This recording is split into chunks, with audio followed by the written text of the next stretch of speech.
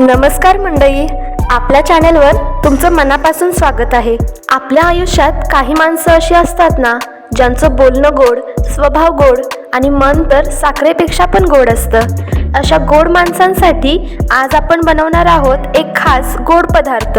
प्रेमाने, आपुलकीने आणि भरपूर मायेने तयार केलेली चविष्ट शेवयांची खीर. चला तर मग आपल्या गोड माणसांसाठी ही गोड खीर बनवूया. ही रेसिपी इतकी सोपी आहे की अगदी नवीन शिकणाऱ्यांनाही सहज जमेल. म्हणून व्हिडिओ शेवटपर्यंत नक्की बघा, कारण आपण यात साखर घालणार आहोत, पण थोड्या वेगळ्या पद्धतीने.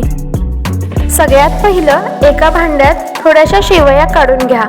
त्या शेवयांचा अगदी चुरा न करता थोड्याशा हाताने बारीक करून घेऊया. सर्वात आधी आपण पातेलं गरम करून त्यात थोडंसं तूप घालूया. तूप गरम झालं की त्यात शेवया टाकायच्या. आता शेवया मध्यम आचेवर हलक्या हाताने भाजायच्या. इथे एक महत्त्वाची गोष्ट, शेवया जळू देऊ नका, फक्त हलक्या सोनेरी रंग येईपर्यंत भाजून घ्या. शेवया भाजल्यामुळे खिरीला छान सुगंध आणि चव येते. आता यात ड्रायफ्रुट्स घाला.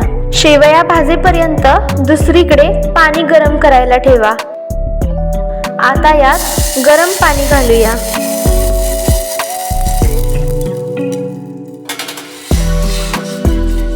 हे व्यवस्थित मिक्स करा.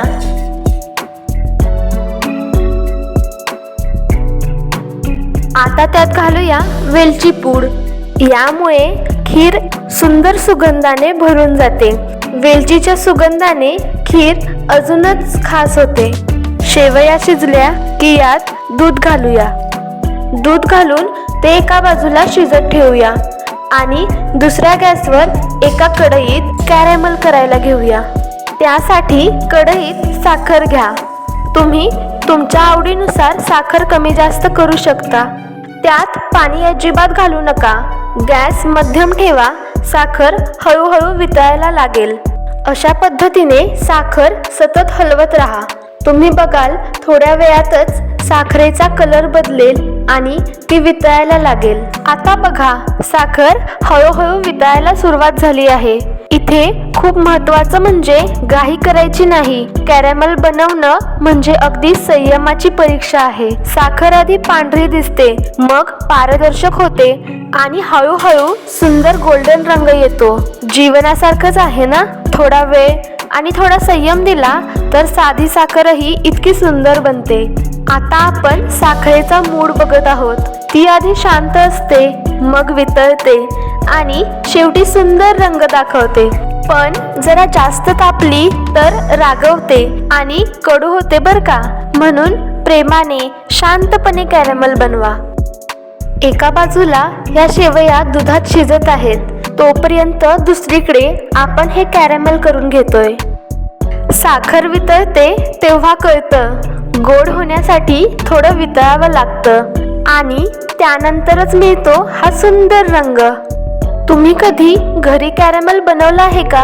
कमेंटमध्ये नक्की सांगा. हे बघा, साखर पूर्णपणे विरघळून आपलं कॅरॅमल तयार आहे. आता गॅस बंद करा आणि हे कॅरॅमल खिरीत घालूया. हे कॅरॅमल घालत घालतच खीर हलवायची आहे. कॅरॅमलमुळे खीर अगदी क्रीमी होते. कॅरॅमल घट्ट होऊन त्याचा गोळा होतो, पण घाबरायचं नाही. ते सतत हलवत राहा. थोड्या वेळाने ते कॅरॅमल विरघळून जाईल. हीच होती आपल्या ह्या रेसिपीची खास टीप. तयार आहे गोड शेवयांची खीर. आता गरमागरम खीर बाउलमध्ये काढूया. वरून थोडे कापलेले ड्रायफ्रुट्स घाला आणि खीर खाण्यासाठी तयार. खीर गोड असतेच, पण ती बनवताना त्यात मिळालेलं प्रेम जास्त गोड असतं. आज ही कॅरॅमल शेवयांची खीर बनवा आणि तुमच्या गोड माणसांना स्वतःच्या हाताने वाढा. कारण काही क्षण आणि काही चवी आठवणी बनून आयुष्यभर सोबत राहतात. पुन्हा भेटूया एका नवीन रेसिपी सोबत. तोपर्यंत नवीन रेसिपी ट्राय करा, एन्जॉय करा आणि आनंद शेअर करा.